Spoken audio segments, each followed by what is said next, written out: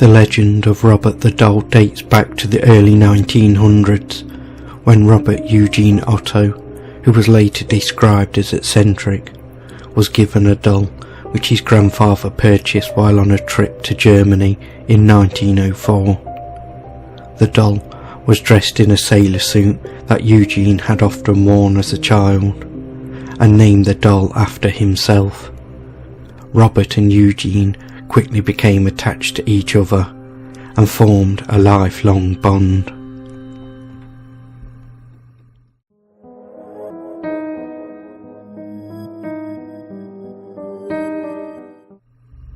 While Robert seemed like an ordinary cloth doll, he was somehow odd and became linked to strange and somewhat terrifying events.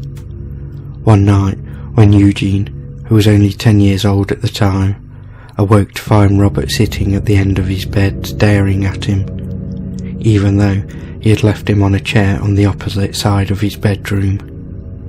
Moments later, his mother was awakened by his screams for help and the sounds of furniture being overturned in her son's bedroom. Eugene cried for help, begging his mother to rescue him. When she was finally able to wrench the locked door open, she saw poor Eugene curled up in fear on his bed, his room a mess, and Robert sitting at the foot of the bed. Robert's mother, seeing that he was in deep distress, went over to his bed to comfort him. "Robert did it," were the only words Eugene could get out, the same words he would later use many times throughout his childhood when something strange, mysterious or destructive would happen. Nobody knows for sure why or how this child's doll could wreak havoc on a child's bedroom or do anything at all, but the strange and inexplicable didn't stop at that one occurrence. Eugene's parents would often hear their son upstairs talking to the doll and getting a response back in a totally different voice. They reported seeing the doll speak and witnessing his expression change. Giggling and sightings of Robert running up the steps or staring out of the upstairs window were also reported. Robert continued to live with Eugene throughout his lifetime, and after his parents died, Eugene moved back into their home with his wife, Anne. Eugene, still attached to Robert, decided that the doll needed a room of his own and placed him in the upstairs room that had a window overlooking the street. Anne felt uneasy with Robert in the house, and although she couldn't put her finger on it, she wanted Eugene to lock the doll up in the attic where he could do no harm.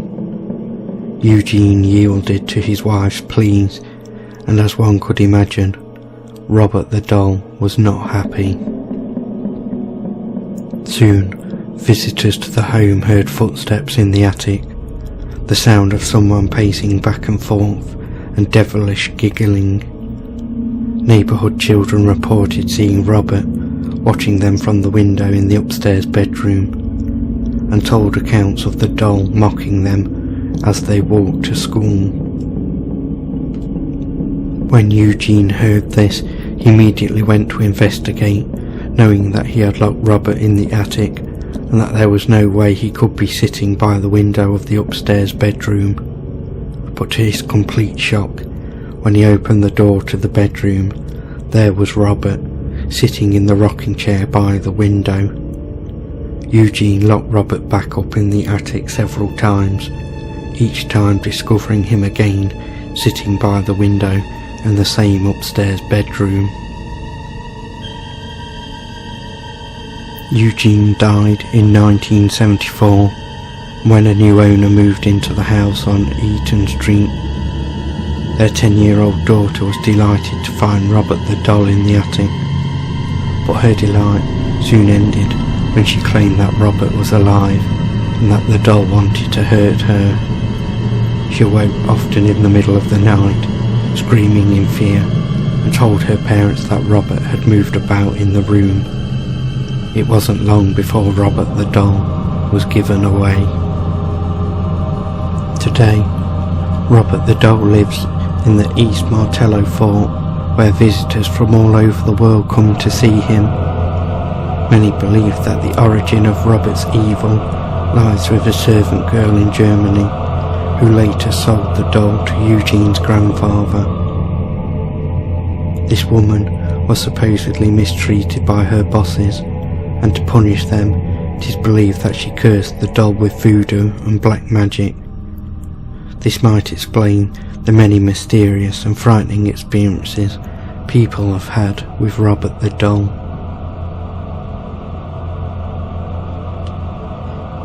Robert the doll continues to taunt and scare those who come to view him, especially guests to the museum who attempt to take photos. Many have reported their cameras becoming inoperable when they try to take a picture of Robert, only to begin working again when they leave the museum. Robert the doll sits inside a glass case, but it does not seem to stop him from inflicting fear and discomfort to museum staff and visitors. Even to this day, staff members report that Robert's facial expressions change, hearing demonic giggling, and have even seen Robert putting his hand up to the glass.